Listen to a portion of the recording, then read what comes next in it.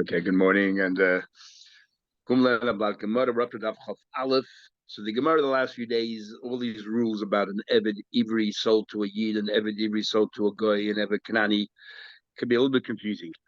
And yesterday's Gemara, we've aggregated a number of different kinds of Geulas, properties that you have, or that you can redeem. So just briefly, will be the different kinds of Geulas, so that when we continue to Gemara, we'll know what we're talking about. With a house, that two different kinds of geulas, redemptions. If you sold your asset, your house, and with your field, that two different kinds of geulas, two different rules.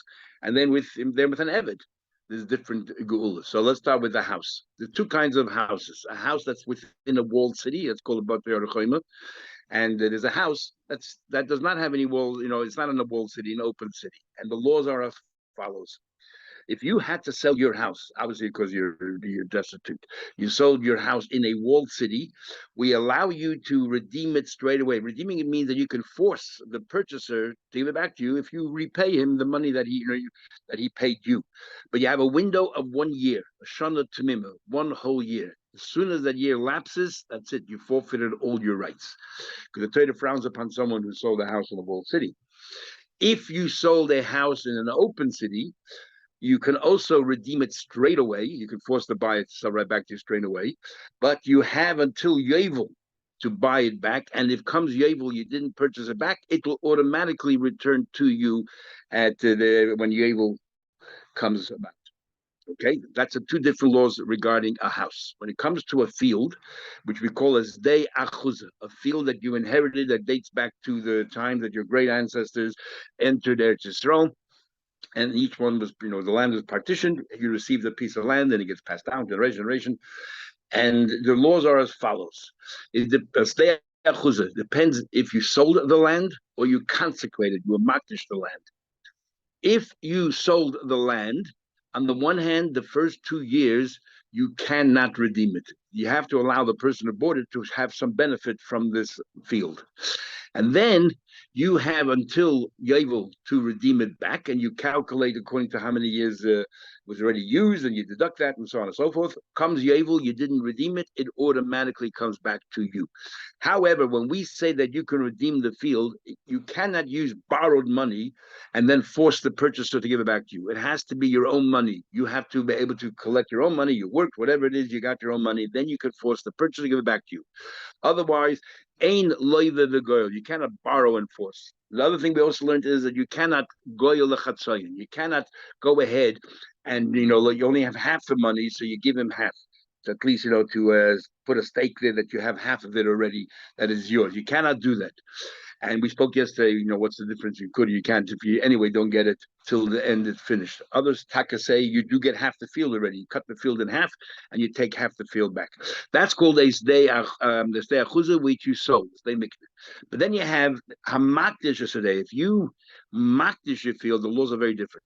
You can straight away redeem it back, straight away, but comes Yovel, you did not redeem it, it doesn't come back to you. In this case here, if the gabbai of Hegdish sold it on to somebody else, comes Yovel, it goes back to Hegdish, and they distribute it amongst all the kainim, and you forfeit all your rights. That's a makdish adeo. And then we had an argument regarding a bias in a batei chaymet. The same rule applies about you're not allowed to borrow money; it has to be your own money, or if you can do it by half, and so on and so forth. And Machlekes Reb Shimon and the Chachamim, we are up to Nadav Chav Aleph, Amud Aleph, and we continue inquiring about these different geulas. And this, and the same thing with an eved that was sold to a goy. You cannot borrow money to force him. You have to have your own money. You have to be sigur yoda. You have to be able to accumulate money. But we do have a din by an eved, that is, that relatives have a mitzvah, or the closest relative has a mitzvah to redeem you. We don't want you to remain stuck with goyim, and how are you going to keep your observed Torah mitzvahs? So there's a mitzvah, there's an onus on relatives to go ahead, the closest relative, ben to go ahead, or she'er ha'karvel to go ahead and to redeem you. The closest relative has a chiyuv to go ahead and redeem you. Now we're going to ask a question on this concept that relatives have the right also to force the purchaser to give it back. Does it apply to sales of property, or just only in the case of an eved? So right in the middle of the page, the last word of the line is boye. Rav Huna asked Rav Sheshes the question: if you sold a house within this walled city, do we have the same rule that a relative also has a right to go ahead and and force the buyer to give back the property under the same amount of money that he paid, or not? Relatives don't come into the picture here. What's the question? Do we say gu'ulasei mis de?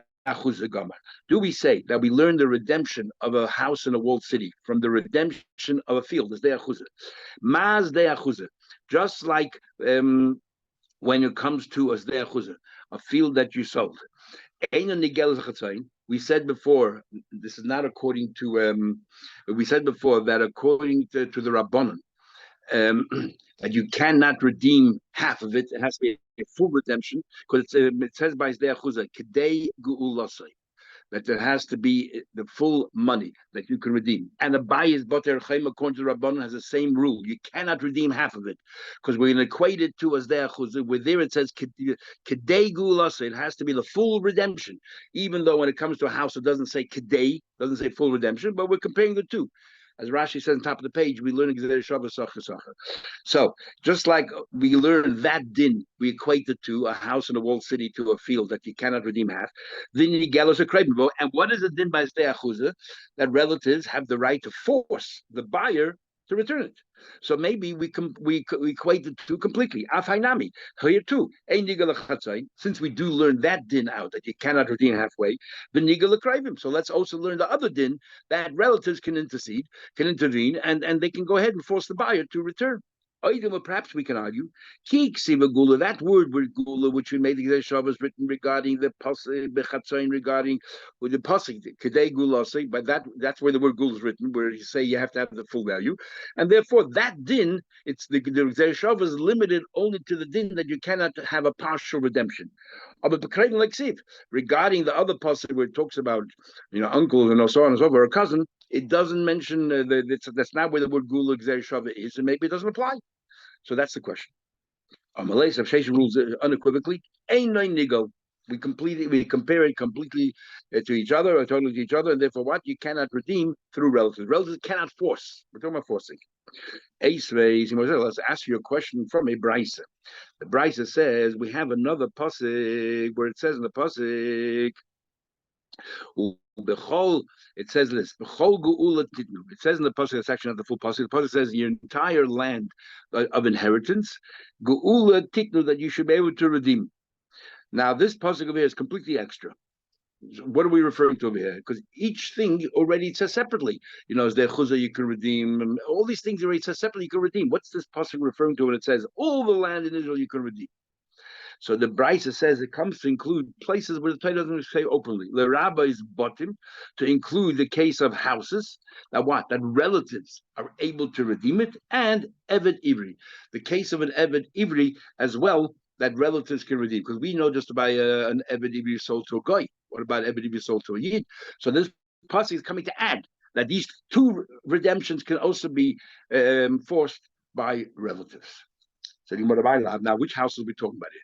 Aren't we talking about Bater Chaimet? Remember, there are two kinds of houses. There's houses in open cities and houses in walled cities. We're trying to learn regarding houses in walled cities. So we're talking about a house in a walled city that relatives can do. Now, why do we think it's talking about a house in a walled city? It could just as well be a house in an open city.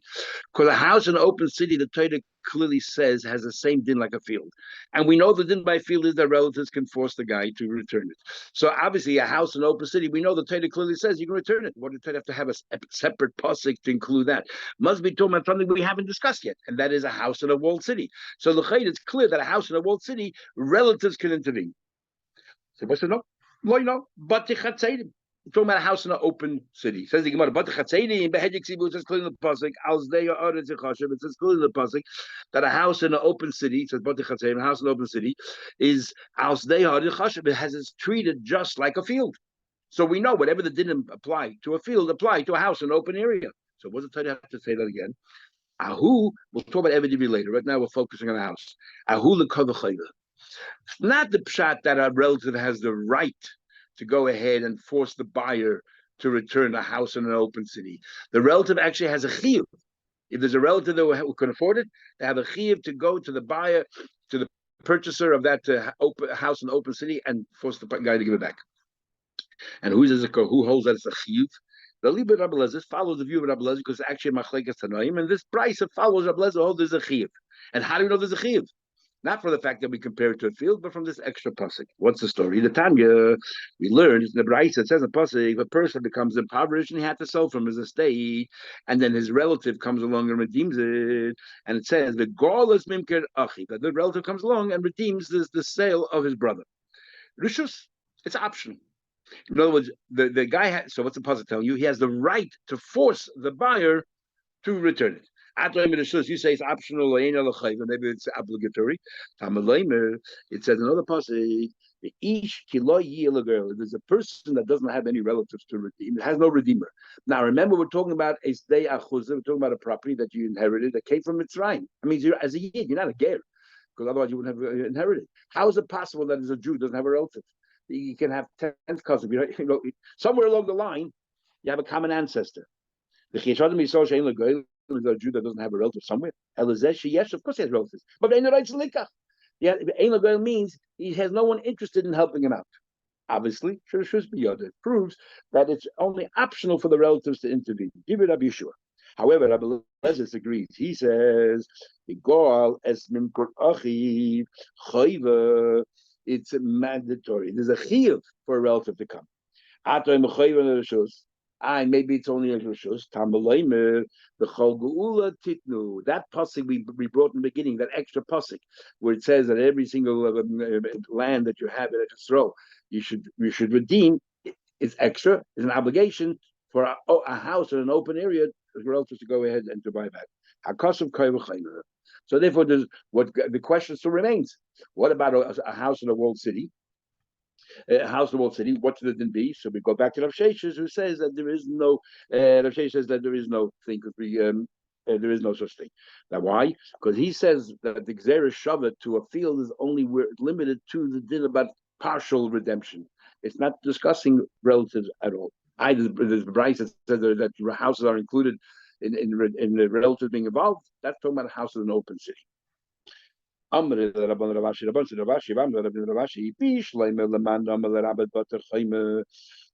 the one who wanted to prove from here, not like Rav Sheshes, but to say that that a house in a walled city, relatives have can go ahead and force the guy to give it back. That's just bechol. Bechol comes to add things we didn't know yet. But the way you wanted to say, like Rav Sheshes, holds that relatives can get involved. The pasuk and the Brisa is talking about a house in an open city, and they learn from this pasuk b'chol that it's not just optional, but it's obligatory. My bakol. So what's bakol adding? We already know that a house in the city, a relative can be involved. The only thing you're adding now is another layer to it, that it's actually a chiyuv, not just optional. Bechol sounds like you're trying to expand the laws of redemption to other things. Doesn't add anything. Kasha. That's not the problem. But not enough to discredit Rav Sheshes. Okay, so ask another question. Rav Sheshes, usually Rav Sheshes said, "What relatives cannot force." Let me ask a question. It says in the Bryce the following: we have 3 times the word yigalenu. 3 times it says after you sold him gula tia. After you sold him, you should be a gula to him. So it says 1 gula, and then it says me'echav yigalenu. They should redeem him. There's another gula. And then it says this is about an Ebed who sold to a goy. Or then it says his uncle or his cousin, Yigalenu should redeem. So 3 times, Yigalenu in this whole portion. It says, and then it says again, and for his relative, Yigalenu, or he can afford it, he goes out. Why is it so many times Yigalenu? 3 times. Gimel Pamim. Rabbis call hagulas shenigalas. Any time when we have this idea of redemption, we should follow this order. That means the closest relative has the chiyuv to do it. The closest relative. What's closest relative? Uncle is first, cousin is second, and then next. My love, what are we talking about over here? Kol agulas. Which gulas are we talking about? My love, but to expand, to include houses in a walled city, and the ebedivri is sold to a Jewish master. Says the Gemara. Loy, no, and what? And it goes to relatives. So we see clearly a house in a walled city, relatives are involved. Not like Rav Sheshes. No, but the Chatzedim, we're talking about houses and open cities where there's redemption. Or there chuzah, which is a field that you sold, which is redemption. Says the Gemara, but the Chatzedim chuzah behedyiksiv. What do you mean you're coming to add Gulen, teach you these things? We know already redemption. As they are the Chashiv, it says regarding an open world city, it's considered like a field. So what do you come and tell you? You don't know, you must know. Of course we know relatives involved, but which one? La Korev Kaidim. That what it says in the pasuk by a field, Uba HaKorev, Ba Goyle HaKorev Elov, the closest relative. But we don't know which ones. So over here it clearly spells it out. Uncle, if you don't have any uncles, and cousin, you don't have any cousins, then whatever the next in line. So we see that's what we're learning from here. Not teaching in new places redemption, but within the redemption, the Torah already informed us who is considered a relative that has that chiyuv. So again, we have no proof from here that a house in a walled city, so Rav Sheshes could be right. No relatives can get involved. You learn something from the way it's with the pasuk. It says, "Whether you go at it, that's a shape. So it's not that you go at it." Like what does it say? Oh, and then go anywhere. I don't know. I haven't seen anybody. Don't know. It's a whole bunch. Yeah. Good question. Don't know. Says the Gemara, you tell me like a Nachman said this concept is a close relative. Where do you make this comment? Right now we're talking about a house, but the same question really is regarding an Eved Ivri sold to a Jewish master. We know when Eved Ivri sold to a Goyish master, the relative has to go and try to save him. What about a Eid who sold to Jewish masters? Any mitzvah at all for a relative to come and save him? So the Eved Ivri Yisrael, the relatives get involved or not? Eliba the Rebbe, according to Rebbe, according to Rebbe, there's no question. The Amar, he says, Mi she'ein niga be'ela, nigel b'sheish. According to Rebbe, he says that if you're not nigel be'ela, the different things that we said before a few days ago, the nigel b'sheish, then they have this 6 years, and therefore an eved going to a goyish master, there's no nigel b'sheish, and there's no 6 years. It's Yovel and so on. Alma, we see clearly line mifrik. That is only sheish, not craving. Those who don't have the kind of releases, shenvai and all the other things, don't have those other releases, including relatives, they go out with 6 years. So what does that be clearly hold? That what relatives are not involved. We ask a question according to the Rabbanan. This is our question.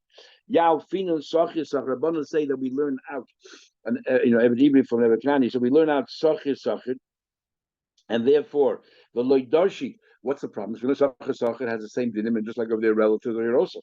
But there's a word which says by an Eved who sold to a Goyish master. It says Yigolenu. This person should be freed. It's like a limit, a miyut. What are you trying to exclude? Yigolenu seems to exclude, but this Eved, if he would have been sold to a Jewish master, then don't have to redeem. On the other hand, you have Gzei Shavah Sachir that equates to two. So therefore, Yalfin and Sachir, maybe according to our question, according to Rabbanan, we'll use the Gzei Shavah and say we equate the two, and the Eved Ivri by a Jewish master, also the relative should intervene. But no, maybe the word Yigolenu comes to overturn or limit the Gzei Shavah, but not regarding this halacha here. This halacha here, Yigolenu, only here the relatives have to get involved. That's what the Gemara's question is about an Eved Ivri, according to the Rabbanan. So Toshma coming here, the whole Gula Titl that I was bought in the same brayza before. Before we focused on the bottom, now let's focus on the Eved Ivri. My love, the Eved Ivri sold. What kind of Eved Ivri we're talking about here? An Eved Ivri sold to a guy we already know that relatives have to redeem. So what's the pasuk telling over here that the Chol is asking Shgula didn't learn? It's obviously we're talking about something that we don't know about. And that's an Eved Ivri sold to a Jewish master. Saying, well, no. Eved Ivri anim kolay v'chavim. Says Eved Ivri anim kolay v'chavim behedik sibay. An Eved Ivri sold to a guy. So the pasuk, oh, you don't bet Yigolenu, which is already that an uncle or a cousin should redeem. Ahul lekavah chayva fil Rabbi Shua. And that, no, the Chol really talking about Eved Ivri sold to a guy. And it's coming to tell you that you have a chiyuv here. Relatives have a chiyuv to redeem. And even according to Rabbi Shua, he said that field and all that, it's only optional for a relative. But now when it comes to an Eved Ivri sold to a goy, we don't want this Eved Ivri to languish there in the goyish house, housing, observe Shabbos, housing, everything else. So even Rabbi Shua is going to be made that over here there's a chiyuv. And so that's what I was talking about. We're not coming to expand and say we're including an Eved Ivri with a Jewish master. Okay, Toshma coming here again. The same brayser. Matam lami going to give a pomni. The rabbis call a gulish. You go and say that all the gulas are in this order. My love and the what is it? What do we try to expand? Okay, a house in the Wall City, which we discussed before, and Eved sold to a Jewish master. We said, well, no. But we're talking about a house in open field, open area, we discussed before, and the chuzah. And so Gemara asks, but the hedik sibus is clear as they are yachashiv. Amar Nachmi said, you know what was coming to teach you here? L'kadev kaidim. Those things that you know about already, which relative is the one that has to be involved? The closest. Okay, we move on to the Mishnah. The Mishnah says that if somebody after 6 years says, I have to Ishti, I want to remain on, as long as within the 6 years, then we go ahead and we pierce his ear, and he remains on until Yabel. The Chsiv, it says the Pasuk, but it says no Matzeya. Just clearly, he pierces his ear with this needle. The coin is Atzme b'Yovel Mitzvah. How does he get his freedom eventually? Either Yabel or the master dies. An Eved gets passed on to the next generation. But what do you call it? But a nirtza does not get passed on to the next generation. How do I know? The Chsiv says va'avodoy. He should continue serving his master, and we dash him. I mean, his until when? Forever. Forever means the olam of Yabel. You know, we wish everybody that you live till 120. So it says it's foreign. What's the idea of 120? It's a great pasha because Moshe Rabbeinu lived 120 years. But actually, if you read in the Rashi in the Torah, it was a punishment. He should have lived further longer because it made Merida. So what's the idea of 120? The idea of 120 is not necessarily Moshe Rabbeinu's years. Why Taka did Moshe Rabbeinu live 120 years? It says because 120, the world is going to be 6,000 years. And that means there'll be 120 Yovelis in the world from beginning of creation until the very end of time. And so on. And Yovel is called La'olam. So when we're saying that a person should live 120, we don't mean limiting to 120. It means he should live forever. 120 years. Or it means le'olam. It's a euphemism for saying forever. So what have I learned? Martzeya, what kind of instrument should you use? Like this needle. How do you know that we can use a soil like a peg, or hasida, which is like a thorn, or a machet, or a needle, or a magdeach, like also some kind of an instrument that you use to make holes in the wall, a michtav, or like this pen, this a stylus that you use and you etch into the parchment. I know you can use any instrument. You know, anything that you can, any instrument that you get your hand on, you can use. Rebbe says, metal of kosher match is not the wooden peg and all those things. With a hay, it has to be the large one, as we'll soon see. Rabbi Lazar says, Yudon beribi. Yudon, Rashi says, was the goggle in his door. So obviously there were a number of Tanoim who were the greatest generation, and we have very little of them in writing at all. We're not even aware of all the Tanaim, who they are. We have, certain Tanaim are constantly mentioned, and the rest, we don't even know who they are. Like here, right here, Rashi says, Yudin was Gogel B'Doyrahaya. And Beribi means who is great, very sharp. But Beribi is an expression we had a number of times. He says the Gemara, he says when the darshan that he'd say which part of the ear would you use? The lobe, the earlobe. That's where they used to drill that hole, pierce the ear. The Chachamim say ain't eved ivri koyin, so we cannot pierce the ear of an eved koyin. They should nasa balmum. He becomes a balmum. Now, if it's the lobe, they don't become a balmum. So obviously, it must be the ear itself. The cartilage of the ear. Otherwise, why would he become? It wouldn't be a defect. And how do we know? We'll see later. How do we know that you're not allowed to make him a balmum? Because it says in the pasuk v'shavel mishpachta, he should be able to go back to his family, reinstate in his whatever his early status is. But if you turned him into a balmum, he can never serve in the basic mikdash again. The im tema, if you can tell me in the ear in the earlobe, then sorry. How does that turn him into balmum? Must be in the ear itself. In the ear itself. There's an inch of hakira. In the times of the Bamas, you didn't need a kohen. A Yisrael could also serve up in the bummahs in the backyards. When there was no mishkan, or a certain mishkan was only a short time, they were allowed in the bummahs. So could anybody become an irtzer? Because every single person was like a kohen. In fact, the chakir it goes a step further. Do we say when Yisrael is allowed to serve in the bummah, is the pshat that he's a kohen then? Or the pshat that Yisraelim are also allowed? And then there's a question: if Yisraelim also allowed, then is there a problem being a balmum because they don't have the din of a kohen or not? But anyway, the Ma'akivivke, first of all, what's the argument? If you can use all the instruments or just limit it to metal. As an argument, we had a number of times in Shas. How do we learn when you have an all-inclusive word and then a word that's much more limiting? Rebbe Darshan, excuse me, Rebbe Darshan klali prati, a klal prat. And the rule by klal prat is klal is all-inclusive, and then you have a prat. Prat comes along and defines what the klal meant. It almost limits it completely to the prat.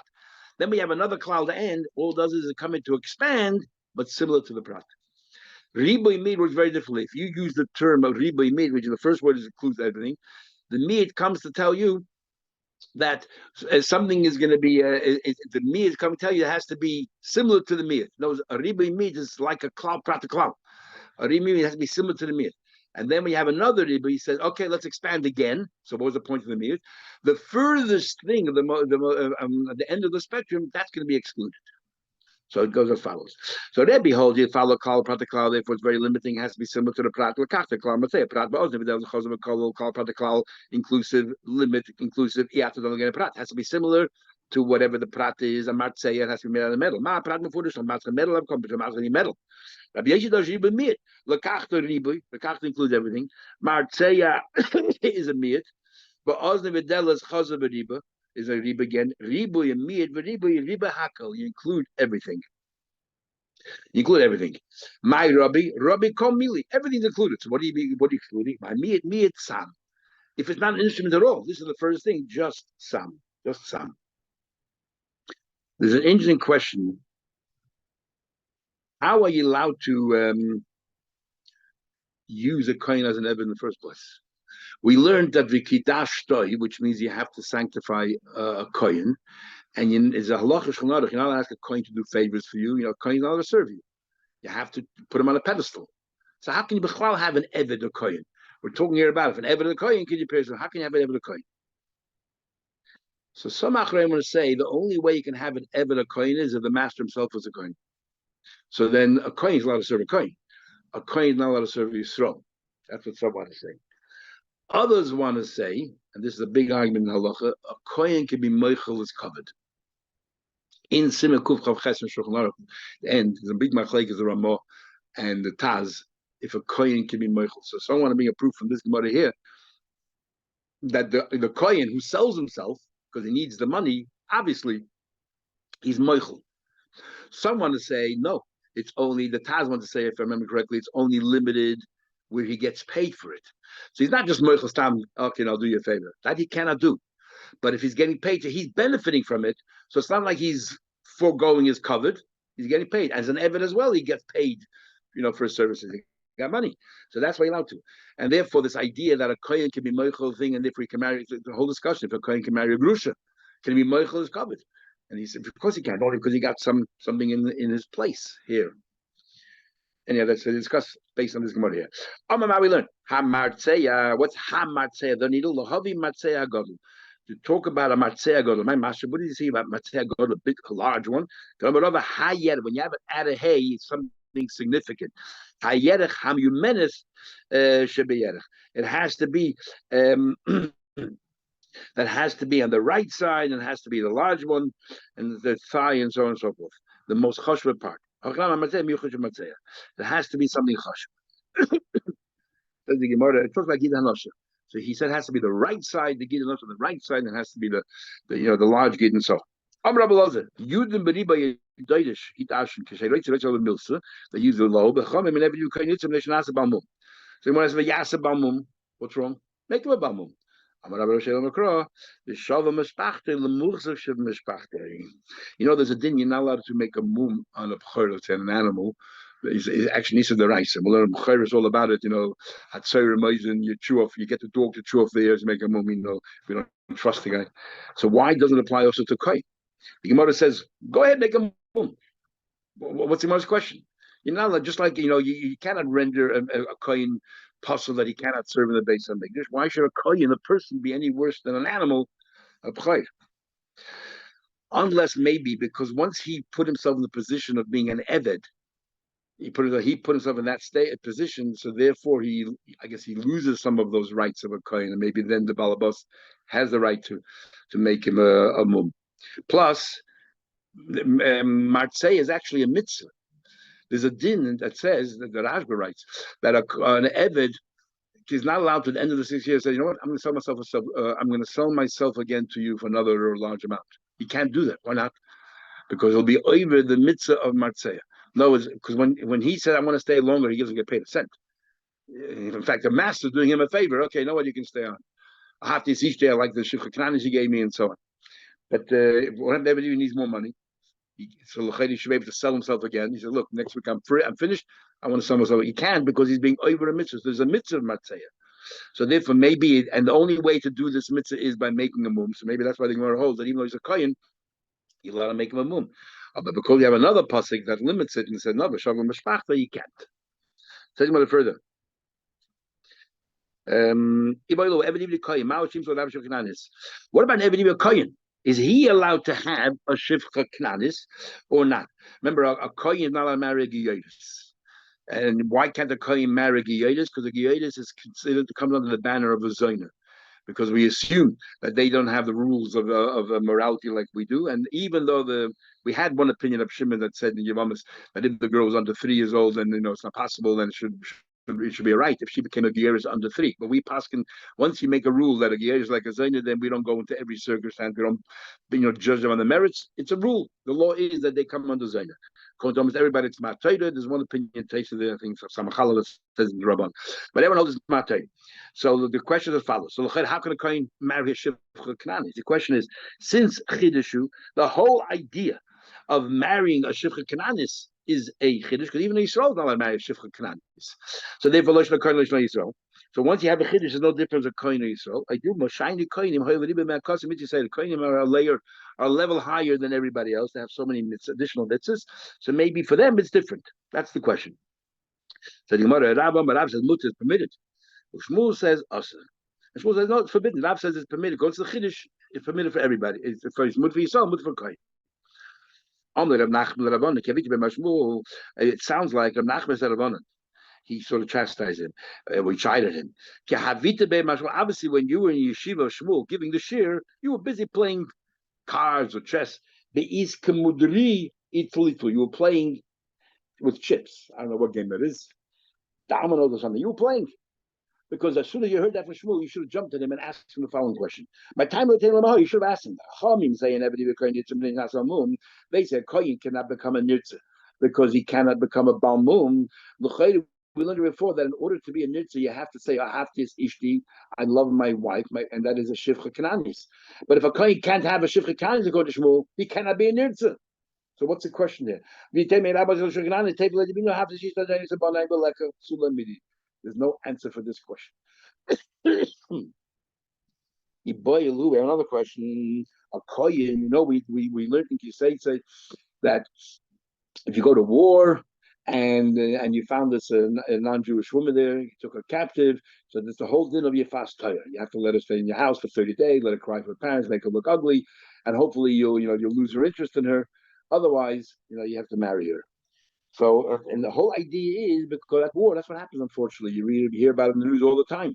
Today, every time there's a war, how many never women get suffer as a result of that. So, Iboilu, the Torah allows. We'll soon see what the allowance of the Torah is. Iboilu koyin mal yifas Torah. What about a koyin? Does he have the heter yifas Torah? What's the question? Chidushu, the whole idea of a yifas Torah during the war is a chidush. Now we're going to have a big machlekes Rishonim here, so just give you a heads up between Rashi and Tam, and all the Rishonim get involved.